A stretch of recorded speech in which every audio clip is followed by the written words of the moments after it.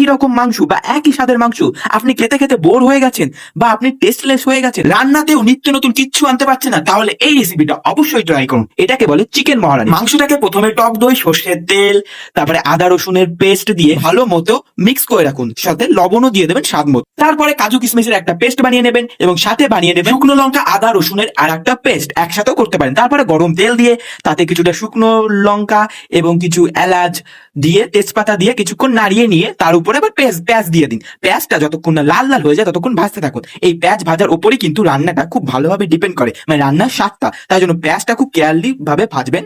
তারপরে দিয়ে দেবেন আপনার ম্যারিনেট করে রাখা মাংসটা তারপরে নাড়তে থাকবেন যতক্ষণ না মাংস থেকে জল ঝরছে, এবং জল ঝরতে শুরু করলেই তখন আপনি আলু দিয়ে দিতে পারেন। এই আলুটা হচ্ছে অপশনাল, এটা আমরা খেতে ভালোবাসি তাই জন্য আমরা আলুটা দিয়েছি। আপনারা যদি না খেতে চান নাও দিতে পারেন।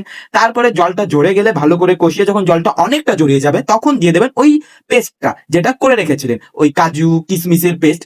তারপরে মাংসটা ভালো করে নাড়িয়ে চাড়িয়ে যখন দেখবেন মাংস থেকে পুরো জল ছেড়ে গেছে এবং মাংসটা পুরোপুরি সেদ্ধ হয়ে গেছে, তখন ওপর দিয়ে একটু কাস্তুরি মেথি দিয়ে মাংসটাকে কিছুক্ষণ নাড়াচাড়া করে নামিয়ে নিন এবং হয়ে যাবে তৈরি চিকেন মহারানি। এইটা মা আমার বার্থডের দিন বানিয়েছিল এবং সবাই খেয়ে বলেছিল খুবই টেস্টি হয়েছে। তো অবশ্যই রেসিপিটা ট্রাই করুন। ততক্ষণ চ্যানেলের সাথে যুক্ত থাকুন। যুক্ত থাকার জন্য চ্যানেলটিকে সাবস্ক্রাইব করুন, ভিডিওটিতে একটি লাইক করুন এবং রেসিপিটা বানালেন কিনা অবশ্যই কমেন্টে লিখে যান।